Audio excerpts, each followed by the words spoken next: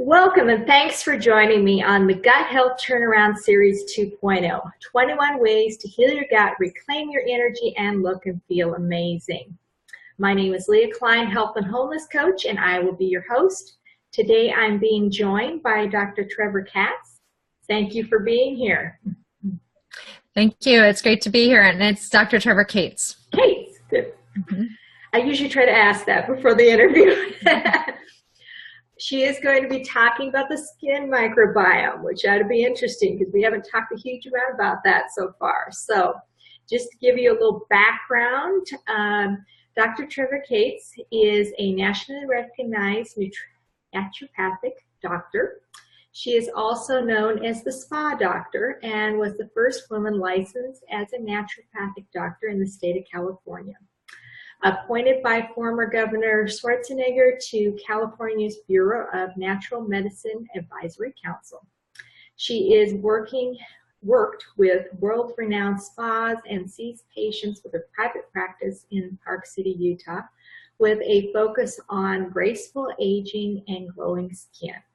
She has been featured on the Doctor's Extra, First for Women, Mind Body Green, and is the host of the Spa Doctor iTunes podcast. Dr. Cates believes the key to healthy skin is inner and outer nourishment with non-toxic ingredients. Her new book, Clean Skin from Within, will be released early 2017. And Dr. Cates, the Spa Doctor skin care and supplement line are formulated with natural organic ingredients designed to help you achieve the clean, natural path to confident, beautiful skin. And that's all at the spadoctor.com. It's her website. So wanted to ask real quickly to start off with, how did you first get interested in nutrition, the skin, and how all that connects? Yeah, absolutely. Well, I guess it all started when I was a kid with my own health challenges. When I was about 11 years old, I was a really sick kid. I had a lot of allergies and reoccurring infections like strep throat and different things, but the allergies were really a big issue for me, and it showed up a lot on my skin. So I had eczema and hives and these little bumps on my face. I remember one kid picked on me in school, called me chicken skin. So I had a lot of these issues. I didn't feel like a normal kid.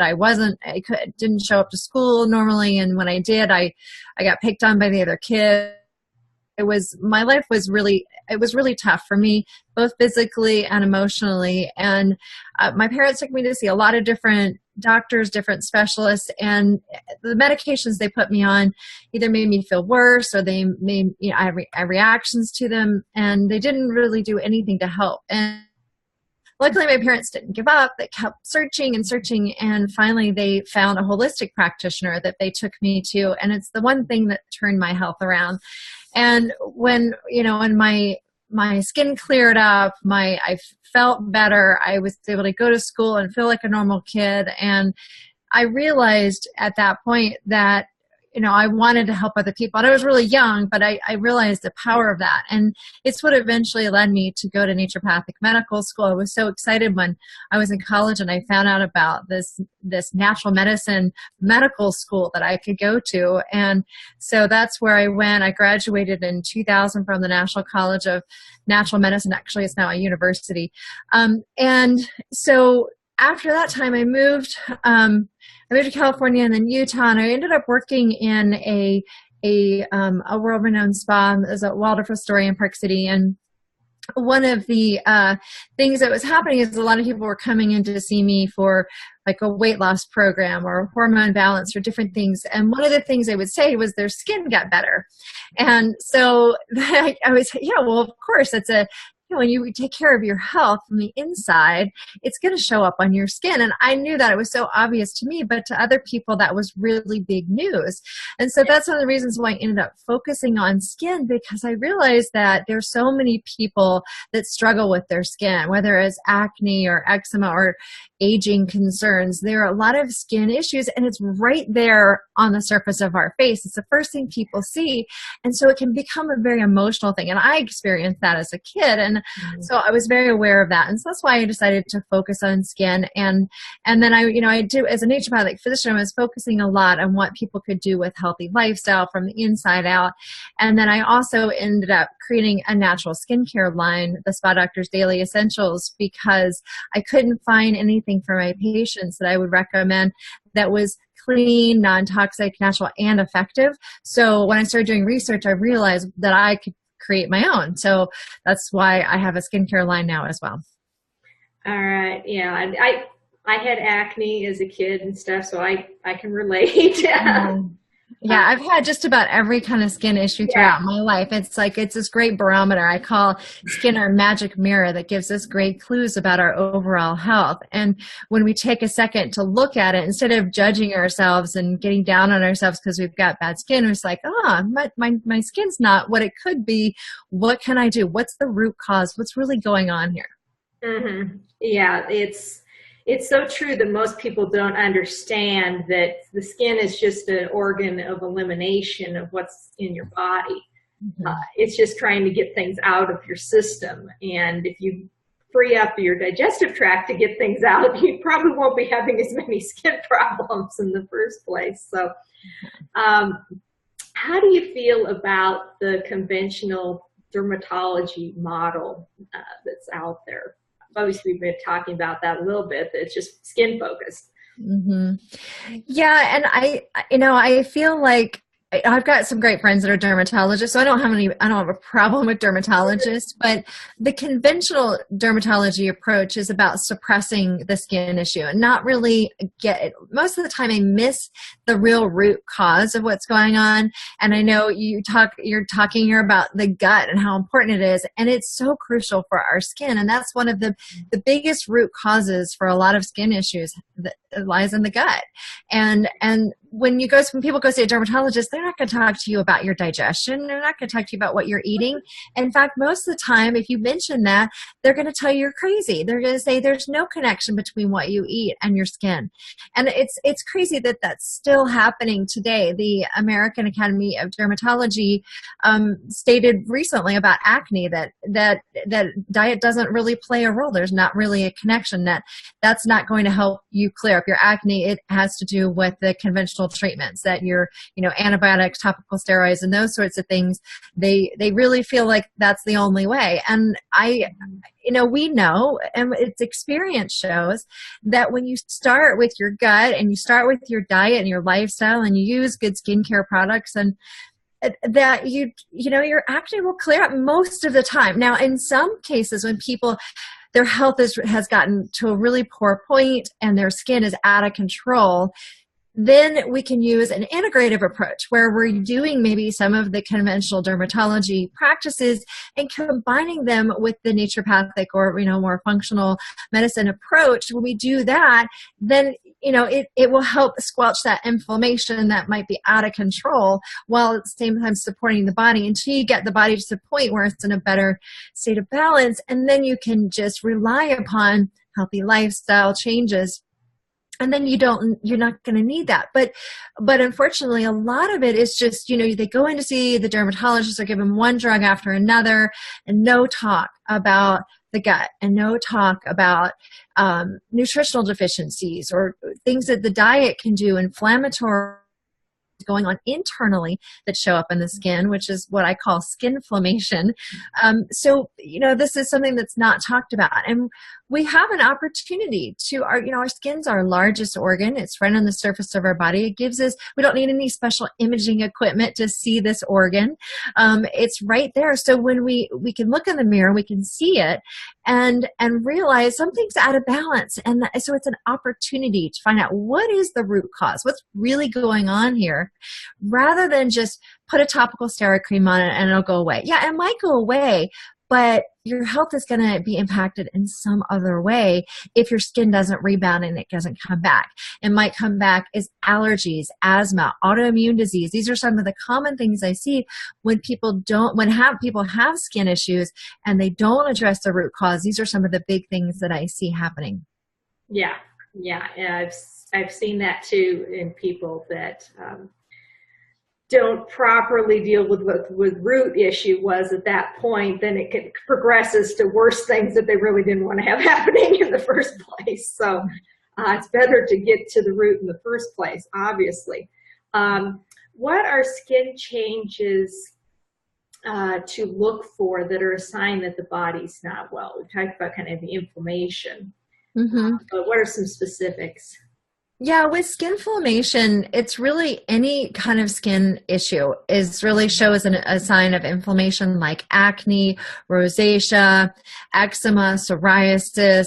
Even things like vitiligo can be due to something going on internally and some imbalances going on that we can help support with the body. And so, with the people that have chronic skin issues, they generally know that they have it because they see it every day. They're trying to cover it up. They're struggling with it. Maybe they're itching, scratching because they've got eczema or hives. But for other people, maybe you don't have the obvious signs. Maybe you don't have a chronic skin issue, but you might look in the mirror in the morning and say, gosh, my skin looks really dull and dry today. Or why am I breaking out in pimples that I don't normally get? Or why do I have dark puffiness under my eyes? Why do I have cracks in the corners of my mouth? All of these kinds of things are signs that something's out of balance. And instead of just saying, oh, I need to, put some more moisturizer on my face to cover up that dryness, think to yourself, okay, what have I been doing lately? Why is this change happening? And it might be having to do with the environment. If it's getting, this time of year or colder months and that sort of thing, that might be part of it. But also, did you change things in your diet? Have you not been drinking as much water? Have you been eating the wrong kinds of foods? You're not getting the good fats in your diet. Maybe you've been eating more processed foods. That can be a sign. If you've got puffiness under your eyes, then okay, so did you get a good night's sleep? Have you been depriving yourself of sleep? Are you another dehydration is another thing that can cause that. Are you eating foods that you're allergic to? That can cause what we call allergic shiners, that darkness under your eyes. And and then a lot of this can relate to the gut. Is your digestion and absorption good? And if it's not, then you might not be, you could be drinking all the water and getting the best diet in the whole world. But if your digestion absorption is not good, then you're not going to be absorbing those nutrients from your food. So eventually that can show up on your skin, and it can show up as signs of nutritional deficiencies, like these cracks in the corners of the mouth. Sometimes people will get, or little sores or things. That can be a thing called cheilitis. And that is oftentimes due from a B vitamin deficiency, usually B12. If you run your hands on the back sides of your arms, above your elbows on the back sides, and you feel these little bumps, that can be sorry, I'm messing up on the name of that, but it can be oftentimes a sign of an essential fatty acid deficiency or a zinc deficiency. So these are things to look for on the skin. And of course, really any change that's occurring in your skin, whether it's on your face or the rest of your body, can be a sign that something is out of balance. So we've kind of talked about probably some of those, but what are the key underlying factors that impact the skin? We talked about gut and sleep and. Yeah, and I really feel like I said before, I feel like the gut plays a big role in our skin health. And so when we have dysbiosis issues with the gut, when the gut microbiome is out of balance, we have this great balance of microorganisms that live in and protect our gut and help with our digestion and the balance on our immune system, all these kinds of things. Well, there's a direct correlation with the the skin and the skin microbiome. So the skin microbiome is its own balance. The skin has its own balance of microorganisms that live on the skin and help keep it healthy. And just this, similarly, if this gets out of balance, the skin microbiome gets out of balance, you're going to be more likely to have breakouts. You might be more likely to have acne or eczema, really any kind of skin issues. And also it can cause change more, you may be more likely to have speeded aging, signs of aging, if the skin microbiome is out of balance. And so this, the gut issues are one of the big root causes. Now, I believe that there are 6 root causes, and I talk about this in my book, Clean Skin from Within, that's coming out in March. And I also have a skin quiz that people can go to, theskinquiz.com, theskinquiz.com. It's free, and it helps them identify which of the skin types they are and which root causes are associated with those. And there are 6 root causes, but microbiome imbalances are one of the root causes, and it's one of the biggest things I see, and that's the microbiome imbalance of the gut then shows up on the skin. And so if we are doing things to help support the gut microbiome, that has a lot to do with the foods that we're eating things like fermented foods and getting plenty of fiber and those sorts of things, biotics and all those kinds of great things in our diet. And then also maybe supplements if we need them, and we address all those kind of imbalances, then that's going to help our skin. And then also what we put on our skin impacts our skin microbiome. And so, it's a 2-part approach. I feel like the majority of it comes from the inside out, but also what we put on our skin can impact that. Because if we are putting antimicrobial agents, whether they're herbal antimicrobials or they're more medical, over-the-counter prescription medications that people put on their skin, that can disrupt that microbiome of the skin.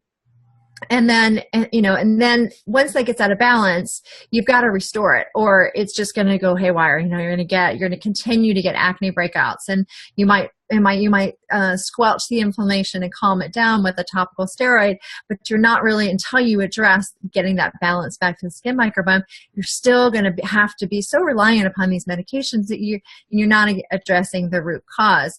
And one of the big things with the skin microbiome that I learned when I was doing research to develop my skincare line that I didn't know about before was the pH of our skin is crucial in helping support the skin microbiome. And I know with the body in general, like especially internally, we talk about alkalinizing foods and how important they are. Well, the skin actually thrives best in a mildly acidic environment. And so with a pH of 4.5 to 5 is the range that you want your skincare products to actually be in. And a lot of the soaps that people use, that anything that really foams up, most of the time when soaps foam, suds, all of that's a sign that they actually have a high pH. And so that's going to disrupt the pH of the skin, which then in return is going to affect the skin microbiome. So we want to use these. That's one of the reasons why I created my skincare line, so that I can make sure that I have my products that are specifically pH balanced for healthy skin. Mm-hmm. And even water has a pH of 7. So if you're just saying, other people that I talk to is like, oh, I don't use any products on my skin because I want to be natural, right? So I just put water on my face. I'm like, okay, well, actually, you might get by okay for a while, but you actually might disrupt the skin microbiome, especially if you're not addressing it from the inside out too, just by rinsing your face with water, because our skin could get disrupted over time. And especially if you're washing it too often or using a bar of soap or something like that, you're not going to help support the pH of the skin to help it keep in that balance. All right. So just out of curiosity, where does witch hazel fall in this pH balance? Well, witch hazel is not something that I generally recommend for people to use. I think that you could do something like apple cider vinegar and a dilution, but only like 5% or 10%. You want to be careful with using some of these things. But witch hazel it can be used as a toner, but I wouldn't say that alone is going to be beneficial for helping with your skin pH. Yeah.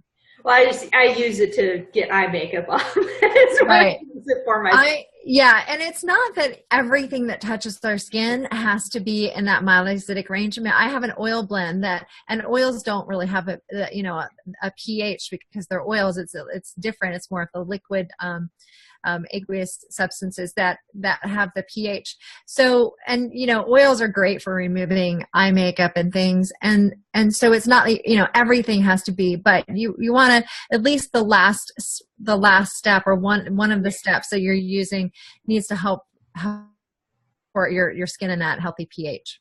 Yeah, to help restore that balance. You mentioned, I think, some of the best foods for the skin. You were talking about fermented, foods. Are there any other specific foods you recommend for people, to help their skin? Yeah. And I'm going to share with your audience, the gift that I'm giving your audience is the best and worst foods for skin cheat sheet. So, people don't have to take notes on this, or I'm going to share this with you. So I want to make sure we have time to cover other things you want to talk about, because I'm going to give this as a gift to everybody. But I'll just talking about a couple of the best and worst foods for skin. So one of my favorite foods for skin is wild salmon and wild Alaskan salmon, if you know in particular. And so with salmon, a great thing about that is it contains omega-3s that are anti-inflammatory, which is great because so many of our skin issues are inflammatory. And so we want to do things to reduce inflammation, and omega-3s are great to do that. And so wild salmon is high in those. Wild salmon also, it has that pink color. One of the things that gives it that color is an antioxidant called astaxanthin. Yeah. And astaxanthin is a really potent antioxidant. It helps protect the skin from the inside out. And so one of the big things about skin issues is one of the other big root causes is oxidative damage. And so when we are exposed to sunlight or pollution in the air, which we are on a day-to-day basis, we have oxidative damage every day. So antioxidants to help protect us and reverse that oxidative damage are really important. So astaxanthin is one of my favorites for skin specifically. And so you can get that in wild Alaskan salmon. And I'm saying wild Alaskan salmon because when you want to stay away from farm salmon. Unfortunately, it does not have the same benefits. It's not going to have the same kind of omega-3 content. It's also not going to have the same astaxanthin level. In addition, farm salmon is also going to be containing environmental contaminants like PCBs. It's just the nature of our environment, unfortunately. So the cleanest salmon is going to be wild Alaskan. And if you can't get that, then you might want to choose one of the other foods on my best foods side. Like, for example, avocados for people maybe who that don't eat fish or can't get wild salmon. But by the way, everybody can get wild salmon. There's there are places that will ship wild salmon. If you want that resource, I'm happy to share that with the audience. But avocados are another great food, and they have monounsaturated fats, and they're also high in polyphenols and antioxidants. So, and again, the good oils and the antioxidants are key things for skin. So those are two of my favorite foods. And then as far as foods that are not good for our skin, you're probably not surprised to hear that sugar is a bad one. Right? It's not good for the gut, and it's not good for our skin. It's not good for our bodies for a number of reasons. And in particular for the skin, the reason why it's not good for our skin is that this is particularly important for anyone that has acne, or really any of us that don't want to break out, which is most of us, right?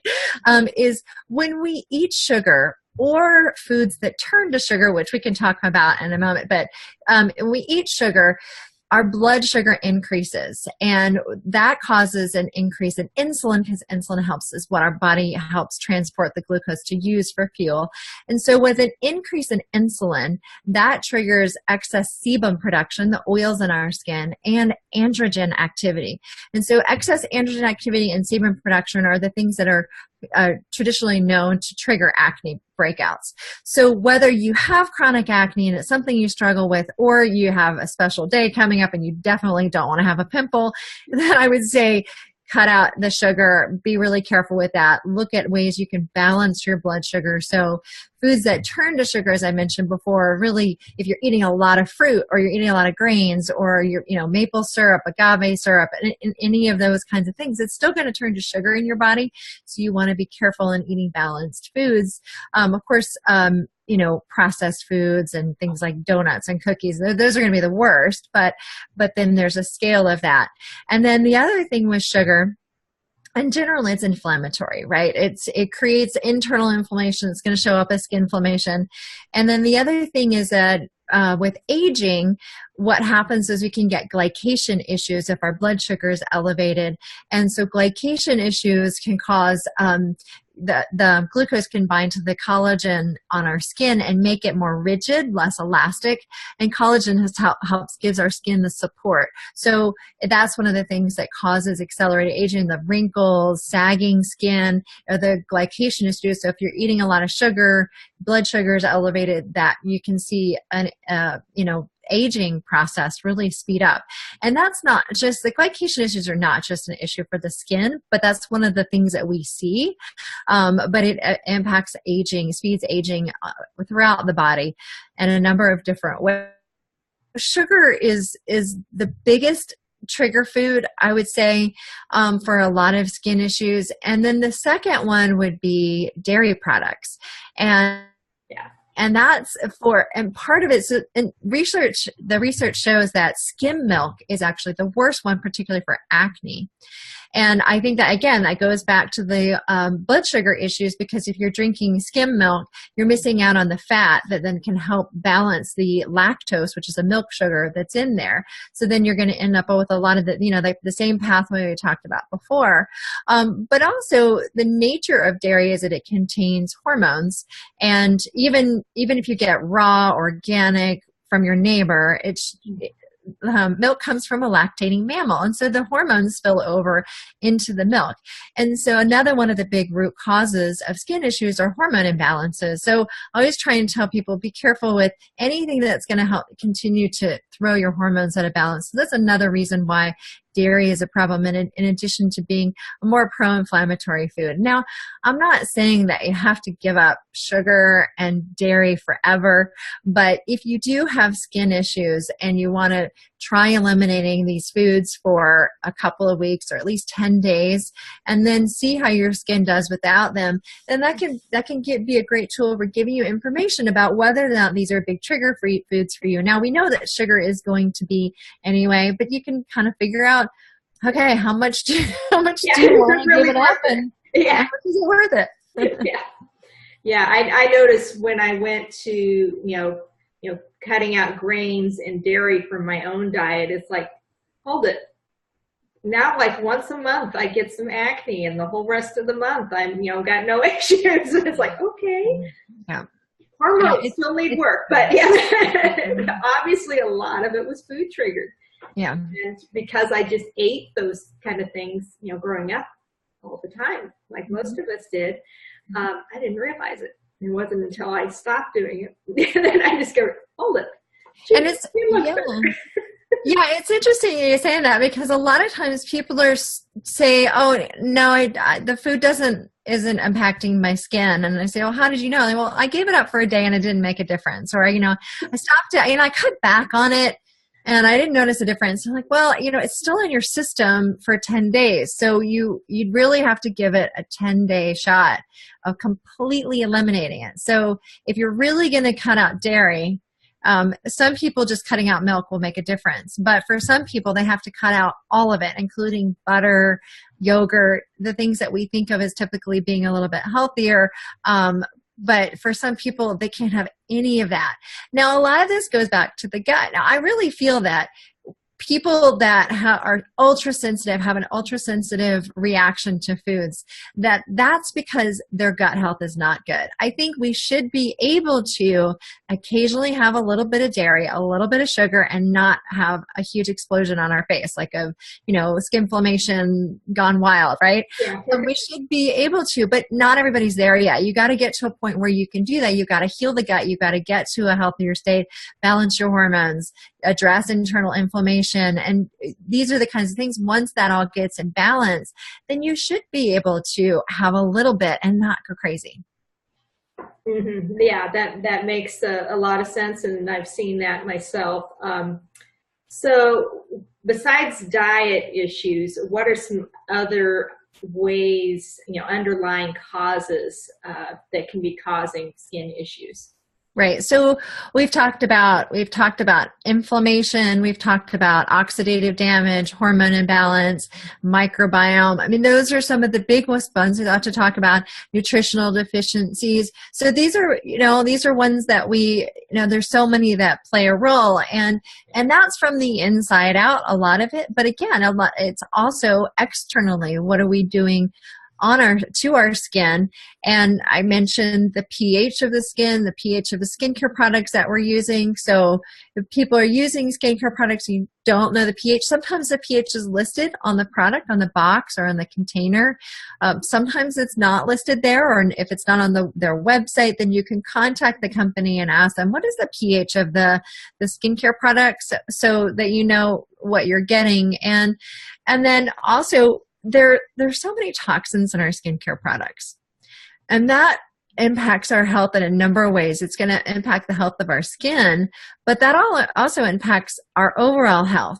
We, on average, use 9 personal care products on a day-to-day basis. And I think if you start adding them all up, you'll agree that you probably use at least 9, if not more, deodorant, shampoo, conditioner, lotion, sunscreen, makeups. For men, after all these kinds of things, there's so many things we use. And if you're using 9 personal care products, which is the average, that exposes you to 126 unique ingredients. And unfortunately, the United States FDA does not regulate personal care products very well. In Europe, the EU has banned over 1,000 ingredients in personal care products. And the FDA has only banned 11 ingredients in our products. Yeah. And so it's really up to they're leaving it up to the manufacturers to create safe products for us. But unfortunately, manufacturers are really more interested in making money and what's going to last longer and what's going to cause our skin to immediately look good. But they're not really concerned about the long-term effects of that, unfortunately. I would say most manufacturers, and of course my company's different, we actually care. Actually my products are made in the UK to EU standards, because I knew they had the highest standards. I wanted to source and make, because I knew that we could get organic, the kinds of ingredients we wanted, and manufacture it the way we wanted to there, and then we have them shipped and distributed here in the United States. But so the thing is that these ingredients that are not regulated, there are so many that should be regulated, that should be banned, that should not be in our personal care products. And I talk all about this in my book, about all the different ingredients to look for and why it's so important. Big list, yeah. Yeah, and I can talk about a few of them if you'd like. I think we probably don't have enough time to go into them all. I know one of the really common ones, even in stuff you find in the health food stores, is parabens in various forms. Right. So, and that's a great example. So let me just talk about that briefly. And I don't want to overload your audience too much with information, but at the same time, I'm so enthusiastic about this. I want to share and make sure that people start making these changes. Parabens are something you will see in a lot of products. So you'll see like methylparaben, propylparaben. You see paraben at the end of the word. Yeah. These are used as preservatives. The problem is that, like many of the ingredients, toxic ingredients in personal care products, they have hormone disrupting effects. They have estrogen, they're estrogen mimickers. And there is a study that showed that there were parabens in breast tumor tissues of the women tested. And so we know that we're exposed to these things, they get taken up in the body, and even can be taken up into breast tissue, which is particularly scary. And so I think we want to be careful with these. We do need more research on ingredients, but we do know that there are a number of them we want to avoid, and there are alternatives. We don't use parabens in our products. There are lots of alternatives. Yeah, I know that's one I've been, avoiding for a number of years, among many others and stuff. But yeah. So why don't you go ahead and tell us a little bit more, about your skincare line? We've obviously been mentioning it. Yeah, yeah. So as I mentioned before, it got the right pH for your skin to help support the skin microbiome. It doesn't have the toxins that you'll find in the majority of skincare products like parabens or synthetic fragrance or formaldehyde releasers and some of these other things that are in a lot of the products that people use. And instead we're using natural ingredients. And I didn't want to just choose natural and be non-toxic. I wanted them to actually work.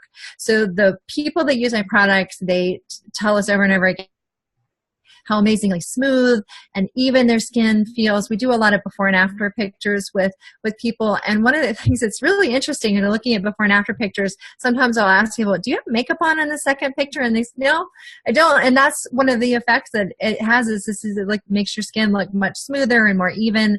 And so it was, a big part of that is the pH of the products. And another part is we use natural actives. We use the most potent forms of things like CoQ10, resveratrol, and the purest essential oils and other oils that like sea buckthorn fruit oil, those kinds of things that really nourish your skin.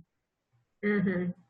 I know it's been a lifelong search to find things that don't have a bunch of junk in them and things like that, because I've been aware of this issue for a long time, both in makeup and in other stuff, to where I know exactly what is in everything that I put on me, basically, and stuff.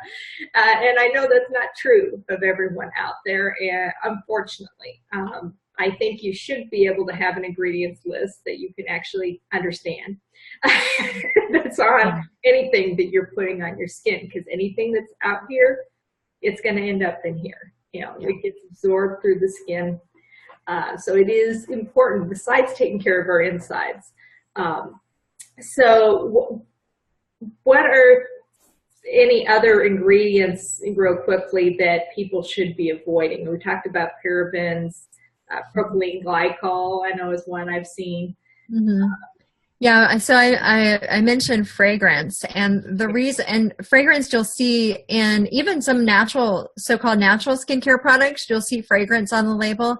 The problem is that fragrance is an opportunity to hide a lot of ingredients that don't have to be listed on the label. And by the way, you mentioned something about ingredients. I think that all companies should be listing the ingredients. They should be there displayed. Sometimes I know I've gone on TV shows and things, and people have asked me, okay, so what about this product? What's in it? And we'll be looking everywhere for the ingredients. We'll be looking on their website. We'll be like, why are they hiding this? It's not a good sign. So they need to be visible. We put our ingredients everywhere so people know what's in our products. And so the thing is it's fragrance is one of those things. If it's on the label, it's an opportunity to hide a lot of things, unfortunately. One of the things that's hidden in fragrance is a type of plasticizing agent called diethyl phthalate. It's a type of phthalate. And phthalates are known, including diethyl phthalate, is a known hormone disrupting chemical.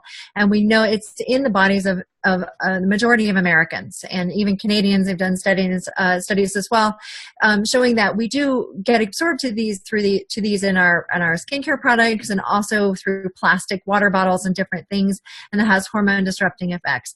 Diethyl phthalate is used in fragrance to help preserve the smell, to make it last longer. So I just generally, because it's not listed on the label and you don't know if it has the word fragrance on there, I just tell people to avoid it. You can instead choose products that either don't have any scent at all or that are scented with essential oils. And so it's a much better alternative. All right, that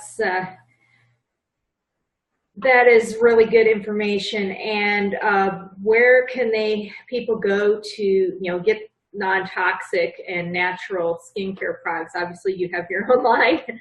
Yeah. So, my company's The Spa Doctor, and it's thespadoctor.com, and it's DR, not doctor spelled out, but DR, so thespadoctor.com.